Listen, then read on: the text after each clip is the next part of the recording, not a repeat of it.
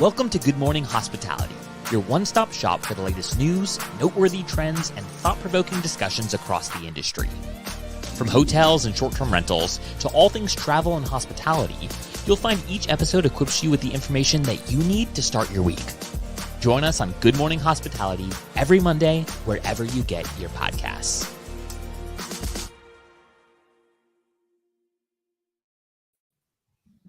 Good morning. Good morning. I almost beat you to it. Brandy's in another location yet again. Yes, I'm in the Adirondacks in upstate New York. Are you platinum or what's your airline mile status at? Yes. I'm like the second highest American points or whatever.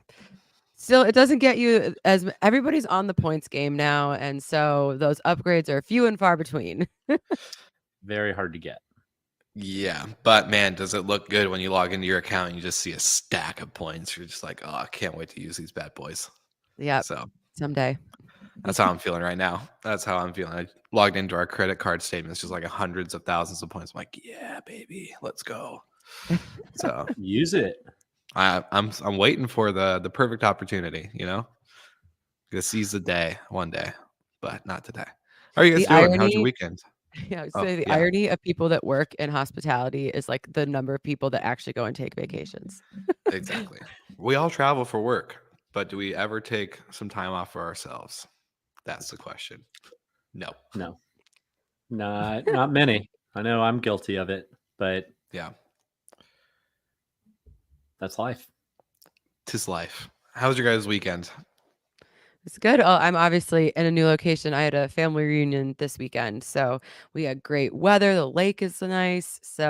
And working from up here feels like a mini vacation. So still working, but like with beautiful scenery and like occasional little swims. It's not too bad. Yeah, not a bad way to do the whole thing. Sounds like a good time. Plus, we have a live audience member sitting next to you who's tuning in. Yes. Yeah, my grandmother is sitting next to me right here. She is a avid listener of the podcast. So I love it when you send messages into our group chat just saying like, oh yeah, Grandma B, love the episode. Just tuning in. How's your weekend, Will? It's great weekend. I'm up in Washington, so visiting my family as well, getting to spend some good time with mom and dad and my sister who lives in Florida, so she came out too. We're all here, the whole gang. Well, kind of. There's a couple missing, but I'm still in the same spot as always. So yep. Dad life. It's rare to see. Yeah, rare to see Michael out of that scene, that background. Yeah, super good. Yeah, it happens. Just rare. Life. Got a couple trips in September coming up. The Unique Stays Summit that Ben Wolf is putting on. I'll see you there, Will. Yes, sir. But aside from that, yeah, most of it's going to be here. Man, really, really thrill seeking over there. I love it. Got to use those points for travel. And we've got a couple pretty fun, interesting topics today, from travel trends and slowdowns to some of Glenn Fogel's comments about booking short-term rental business. And then something that Skift reported, letting a cat out of the bag about New York hotels. So excited to get into that. But first, well, I was going to say, Michael, speaking of points, you guys know that we love our points, and the best points to get out there are Marriott Bonvoy points. So we're proud to announce that this episode is actually brought to you by Homes and Villas by Marriott Bonvoy. So welcome, Marriott. Thank you guys for partnering with us. But if our listeners don't know who Marriott is in the Homes and Villas program, Homes and Villas by Marriott is a global collection of premium and luxury private rentals backed by the trusted name of Marriott International. So they partner exclusively with property managers who align with their high standards, and they're looking for more exceptional partners just like you listeners. So imagine diversifying your distribution strategy. We're the world's leading hospitality company by listing your homes with Homes and Villas by Marriott Bonvoy, of course. You gain access to over 200 million high-quality global travelers and Marriott Bonvoy members. So these loyal travelers value excellence, and they are always seeking their next memorable stay amongst the 160,000 vacation rentals available on Homes and Villas. And if you're ready to enhance your portfolio through better listing awareness, have brand affiliation with the world's leading hospitality company, join expertly hosted operation management trainings, and have access to loyal customer base, Home and Villas is where you want to list your homes. It's a true game changer for anyone who's ever listed on it. So if you're a property manager who has a minimum of 30 homes in your portfolio and is ready to join a network, of Homes and Villas by Marriott Bonvoy, then now is the time to list your homes on their website. Go ahead and grab the link in our show notes, and we'll make sure that you get all your information to the team there, and you get to grow your diversification and distribution. So thank you again, Marriott, for partnering with us. We're super excited. And now Brandy the was episode. an early adopter. Yeah, I was gonna say we were one of their first operators on the platform, and it was just kind of a little fun experiment for us, I guess, at the time. It's a really awesome name brand to be associated with, and we liked being in kind of like a testing phase. And then now we get a significant portion of our revenue from them. So it's really nice to have been part of a program that's growing, so well. Like, it was kind of like slow and steady in the beginning, and that now they're like really ramping up. So like Will said, it's a great way if you're looking to diversify your channel mix. You also get access to people that are looking to burn those points that they've been accumulating. So it's definitely check them out. Yeah, the amazing stats I heard at Skift in New York in June were pretty cool. Like I said, 160,000 listings, 95% of the guests that book a home on the Homes and Villas platform are some kind of loyalty member, and they burn a lot of points, but they also spend a way higher ADR. So it's overall really good quality. Plus, Brandy, I can't imagine being associated with the Marriott brand standards is a bad thing for people. No, in our owners industry. love it. Yeah. But speaking of ADRs and spending and things like that, we have Let's some do it. travel trend reports. Segway And queen. listen, I'm trying to get into the game, okay? I have some big shoes to fill. But we've seen some reports coming out. We're obviously a little bit past halfway in the year. And there are a couple of reports that came out from Skift and from Hilton kind of outlining some of the things that they're seeing. So one of the interesting things was that there are people that are obviously economic concerns, especially today. If people woke up and checked their portfolios, are a little bit of a concern, but travelers are accounting for that. And according to Hilton's survey, are cutting back in other areas of their budget to make sure that there is something there for travel. I was going to ask you guys, are you guys finding this to be similar in kind of your own personal lives? Not to get too personal with finances and stuff, but are you guys cutting certain things back to make sure you're getting a trip or two in? Or do you think this is more overall like the American family type of vacation traveler? They have 2 weeks a year. Maybe one is for holiday season, one is for summer vacation. What do you think? I'll jump in first with 2 kids in daycare. One starting kindergarten this week, so pay raise over here. Big win.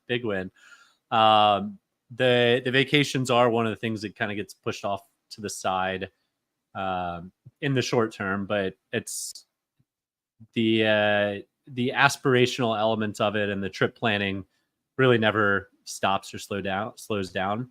What the Forbes article gets into is the majority of trips, the number one thing that people are looking forward to are the culinary experiences, and then followed by the exploration and adventures.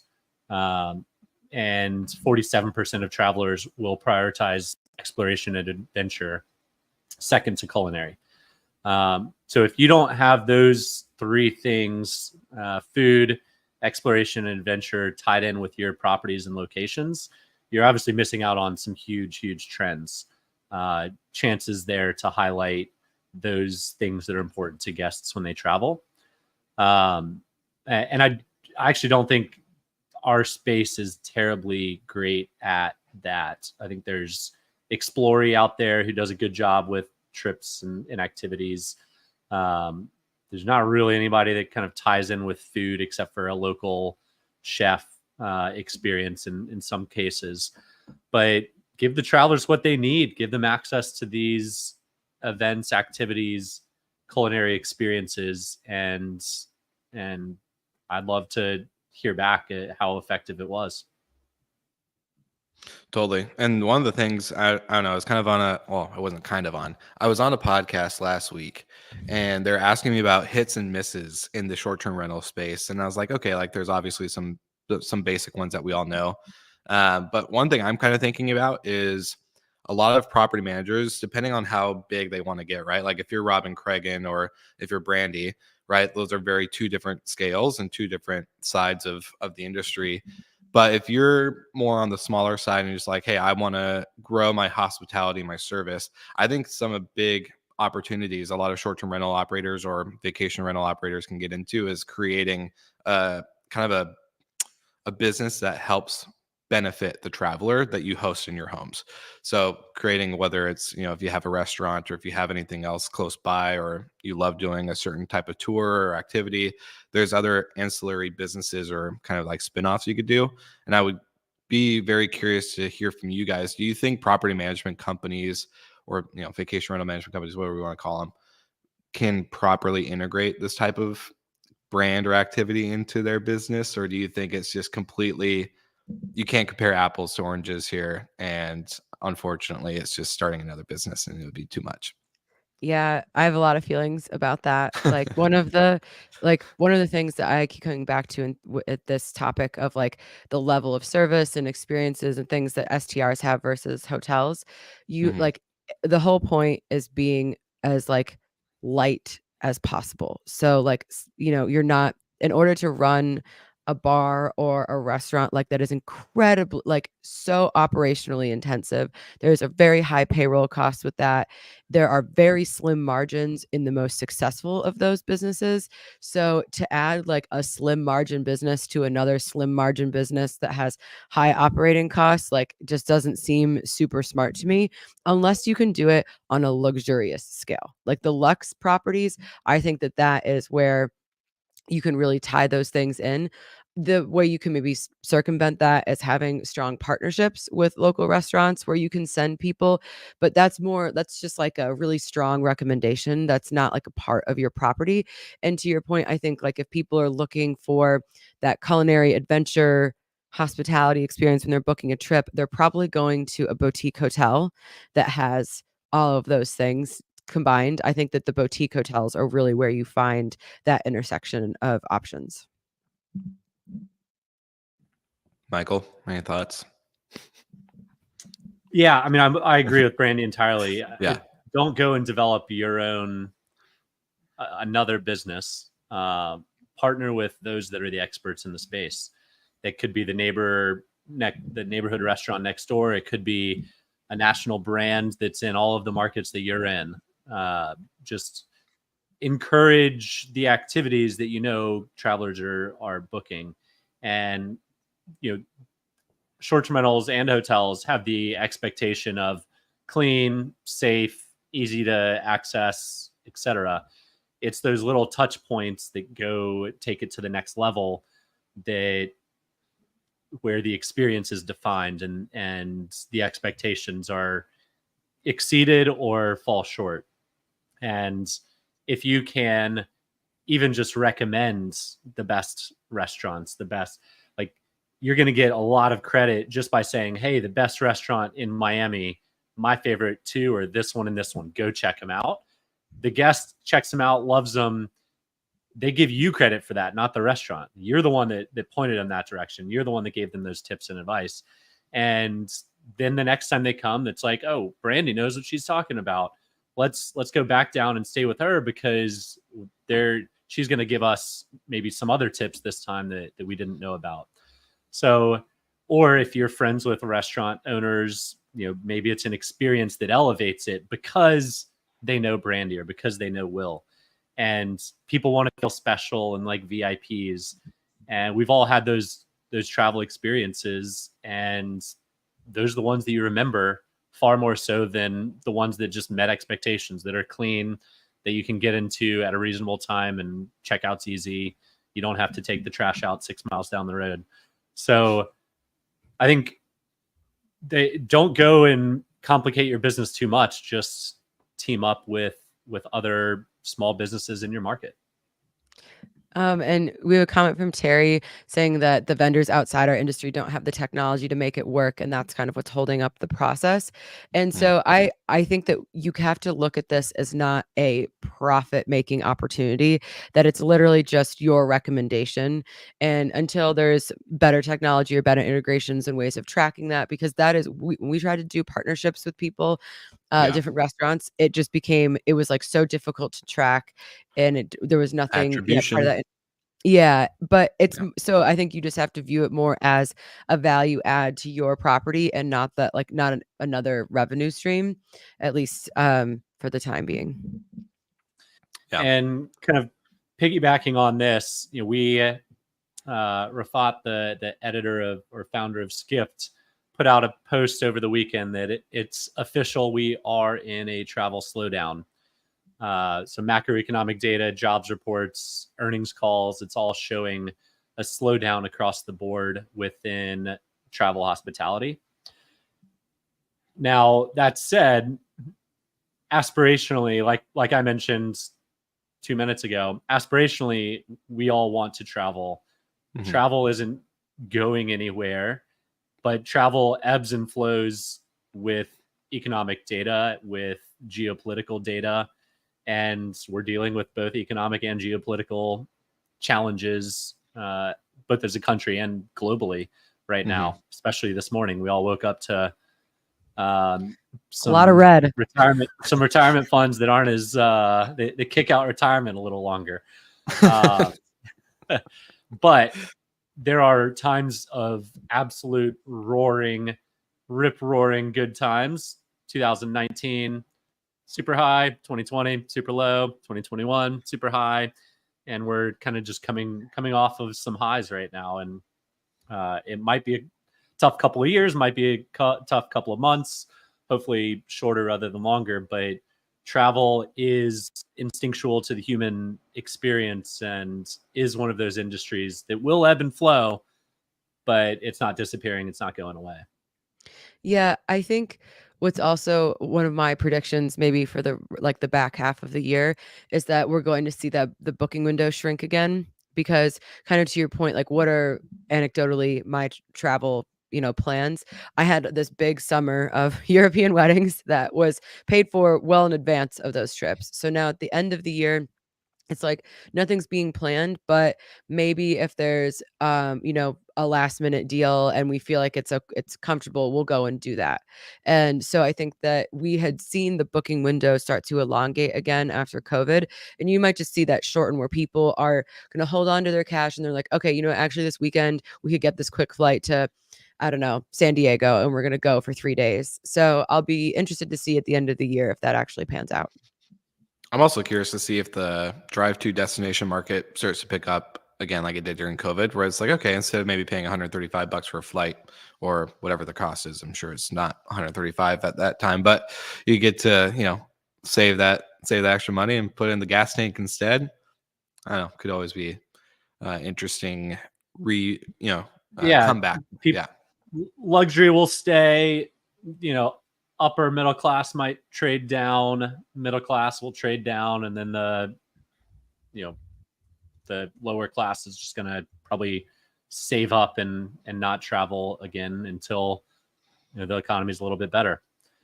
On that, we heard from Glenn Fogel, the CEO of Booking.com, and he's been pretty open about this, honestly, for years, about their subpar U.S. short-term rental business.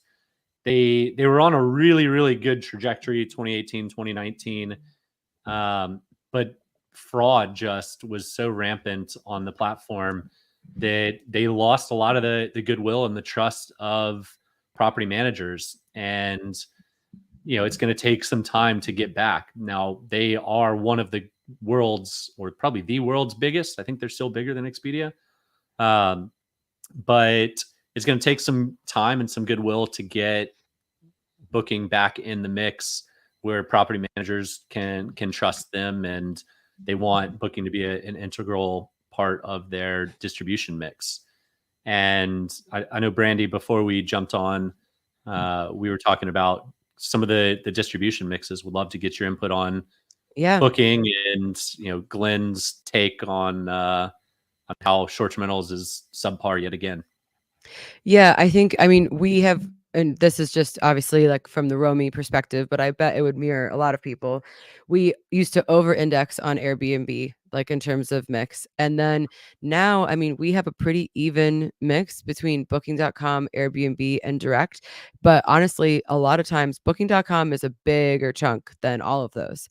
And so I can tell but that is because we have different property types, right? So we're apart hotels, it's multi-unit, it's much more parallel to hotel product that booking.com is very good at. So I would say that you're in an international market too. Yeah, well, and I mean, New Orleans isn't as international and it still does well, but it's a big leisure. I mean, it's lots of hotels. People are using Expedia and booking all the time there. But our single family homes that we still have in the portfolio in Miami don't do well on booking at all.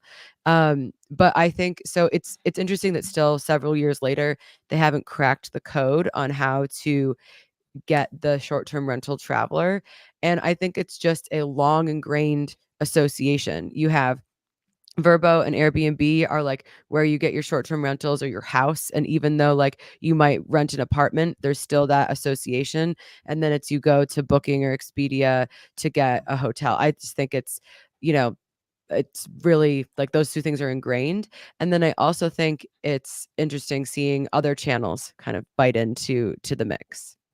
Like Marriott. I was gonna say like with Marriott Homes and Villas, for me, I think why they're probably seeing so much success is not only because of the loyalty piece, but I really do think the standards part of the brand of carrying that through, even though these homes aren't operated by Marriott, it's still affiliated. And so they have to carry that through. And I think, I don't know, if you're a traveler and like, okay, like Marriott brand is this standard, Hilton is this, blah, blah, blah, like, I think that kind of association to the brand can really help because I think guests are paying attention to the quality and standards of homes, especially when they know like they can stay at a place on Airbnb and it's someone's like main primary home and they're going to see family photos or whatever, right? Like it's not going to be as kind of like hotel feeling, if that makes sense. I mean, the long-term play that Marriott's doing is brilliant because you've got business travelers who earn points week after week after week, and then they want to go take their family somewhere, but they might not want to stay in a hotel because now they're with their family. And being able to burn points and use them on homes and villas, it's a very logical customer journey, and it just is one that keeps folding into itself. And we've talked about loyalty programs on the show before. There's no better loyalty program than Marriott's. So I think that's going to be a force to be reckoned with. Yeah, I was just about to say, like, none of the other OTAs have really figured out the secret sauce. So you have like the Booking, it's the Genius program. Yeah. But it doesn't have the same kind of grip on travelers that, the Bonvoy program does. And I think that, I mean, still the market share of homes and villas comparatively, they're also going after specific properties, is smaller, but you have now very real competition in the distribution mix because, it's just interesting. You're seeing, I think it's great that Glenn's like really forward and open. Like we still have not cracked this code. And the other OTAs don't seem to like be as forward about that. Like, is Airbnb concerned that they're losing market share to all of these other OTA competitors? Because that's the other reality, is that this product is on all of them. So it's like, if the product is on all of them, what is driving people to choose Airbnb or Homes and Villas or Booking.com? Yeah. And to your point, Brandy, what a breath of fresh air to have the CEO of a massively publicly traded company, call it like it is. Like, we haven't, at least in America, for our international listeners, maybe it's different, but we haven't had leaders of politics or big companies that have called it like it is ever. Not in my lifetime. And so it is so refreshing, Glenn. Keep it up. Like, we all want a good diversified unit mix or distribution mix. So, I mean, instead of like the look over here, what we're doing, and then look over here, just like the back and forth, rah, positive things all the time, it's totally fine. People gain respect for you for admitting challenges and doing it publicly. And, it's something I'm sure that drives him nuts, that they haven't cracked the code in U.S. short-term rentals, and it obviously bothers him. But it's a good challenge to his team publicly to say, this is something we're moving towards. We want to get it done. Let's do it. We're not there yet. Unlike our friends, or maybe not friends, unlike our friends at Hopper, though, who think they had everything cracked and successful. But a will rant. Yeah, hasn't proven that to be. Shade. Unnecessary shade. Sorry, had to do it.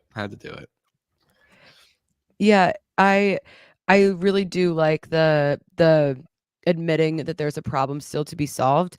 And I wish that more people would look at it like that. Like, that gives you like the fire to be like, we have been putting our resources into this and we still haven't figured it out. We still have a ways to go. But like, that means that you have somewhere to reach, something to reach for, So, exactly. And plus, the more that they succeed, the more we succeed. So I'm full support. And the more competition, the better for all the operators. Like, we want a strong Vrbo, we want a strong Airbnb, we want a strong Booking, we want a strong Marriott. We want all of them to be strong and driving meaningful results. Because if you get over leveraged into one and something happens, heaven forbid, we've heard the horror stories of Airbnb kicking people off for basically no reason. Your business is done. So you need that good diversification. Well, speaking of good diversification, I'm just kidding. I don't know actually a segue for this, but we actually have. I was gonna say, go ahead, Brandy. You can, if you have something good, segue queen. No, I was gonna say just blunt transition, no segue. Yeah, blunt transition. Anyways, next topic. I'm just kidding. No, it's this is something we're actually pretty excited about. It has nothing to do with the actual topics of today, but we wanted to save this little special treat for all of you listeners and viewers at the end. If you can't tell, we love a good morning show. We're morning snobs ourselves, and we have a fun little announcement here to show you how much of a morning snob we are. So for our listeners, enjoy this listen. For our live viewers, I hope you enjoy this video as we're announcing our official coffee brand, Well and Good Morning Coffee. Hello, my name is Jonathan Wicks with Well and Good. I'm Will Slickers, and this is Michael Golden with Good Morning Hospitality. And we would like to officially introduce Well and Good Morning Coffee. After 4 years of a podcast called Good Morning Hospitality, Will and I have long wanted a coffee brand. We've done mugs, we've done shirts, and now we've got coffee. All in thanks to Jonathan Wicks. So the actual idea of Well and Good Morning Coffee happened in Arizona. It did. And as a servicing company, we've been all about making sure that homes are stocked with everything that you need as a guest. And we were so tired of having properties not have that good morning start, that official start to the best stays and the best days. And so we thought it's time to make Well and Good Morning Coffee. After countless samples of coffee and a lot of late night jitters, we came up with the perfect blend. This medium roast coffee is certified organic, sourced from Colombia and roasted out of Sylvia, North Carolina. And as Good Morning snobs ourselves, we had to make sure we had the perfect blend. We couldn't just put any regular old coffee in vacation homes where we know not only owners, but guests are going to be staying. If you've seen Will extra jittery lately, it's not what you think. It's actually just too much coffee. Just a lot of taste samples. We can't get enough of this stuff. It's like crack. It's like crack. This exclusive roast will be available to any home that is serviced by Well and Good Professional Services. And any operators that listen to the show or are fans of both companies and want to actually elevate their guest experience by providing the best days and the best days within their guest experience. And now every morning, not just Monday morning, can be your best day of the week. For the best stays, For the best days. Begin with Well and Good Morning Coffee. Got him. Woo woo. Right. For 4 years since Will and I launched this show, even before the great Brandy came along, I know, We before the great B. we said we should have our own coffee. And huge shout out to Jonathan for helping bring that to life. So more to come on this and how you can get your homes stocked with it. But exciting times over here. You'll officially be able to order by August 15th. That's what I was told. So for all of our listeners, we'll make sure you're getting your coffee. Yeah, I feel like my sample has gotten lost in the mail. Oh, shoot. Miss Brandy, didn't what are you drink it talking yet. about? It's right here. I didn't drink it yet. Hey, Michael, put that up to the camera for all the viewers just to get a good shot. There we go. Look at that. Look at that. It's beautiful. I love it. All right. Well, yes, like you said, Michael, we've been wanting coffee for a long time. 4 years later, it happened. I think it's going to be an exciting way for us to grow the show, but for our listeners to get to kind of have a part of the show with them. I think it's, we keep hearing people talk about how much they listen to us on their way to work or when they're getting ready or, when they're cleaning a home or when they're doing something, right? They're managing their day to day and they want to stay in tune, but we got to energize the listeners. We got to make sure they have enough energy to keep coming back every week. Let's go. Sorry.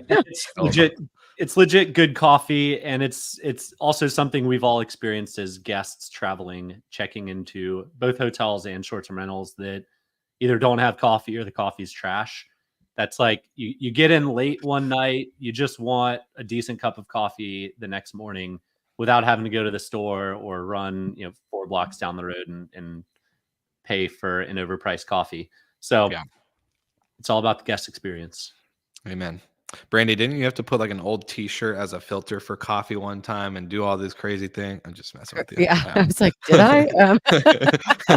I mean, I've had some truly terrible coffee throughout my travel experiences. So, it's a real bummer because you like drink it because you have to, just like choking down some gross bean water. So this is great. Yeah, gross bean water. I love it. Well, I don't think we have enough time for the rest of our topics today, which would be, New York hotel licenses. But basically, for the listeners, Skift outed the, hotel industry in New York by showcasing that a lot of these hotels don't actually need a permit or a license to operate as a hotel, unlike most, places and destinations. So interesting stuff. And of course, we have our good friend Corey. She's a coffee fanatic and works with Marriott Homes and Villas. She's actually an amazing friend of the show, helped make this partnership work. So, Karis, I got a box of coffee coming your way just because you're that cool of a friend. So, shout out to Karis. But anyways, yes, great episode today. Not only our partnership with Marriott announced and official, our coffee is announced and official. So, I think we're gonna have a good week. I think so. Great start. Destin. Awesome. For the live viewers, thank you guys so much for tuning in. Terry White, as you know, I can see that you're still in the comments. Thank you so much for tuning in. Karis, everybody who's listening to the show every Monday, Tuesday, and Wednesday, you guys are fantastic. So thank you so much. Like and subscribe. Make sure you tell your friends, get your grandma to listen to the show with you. It's totally worth it. And we'll make sure, like always, we have a great week, and we'll see you guys again next Monday.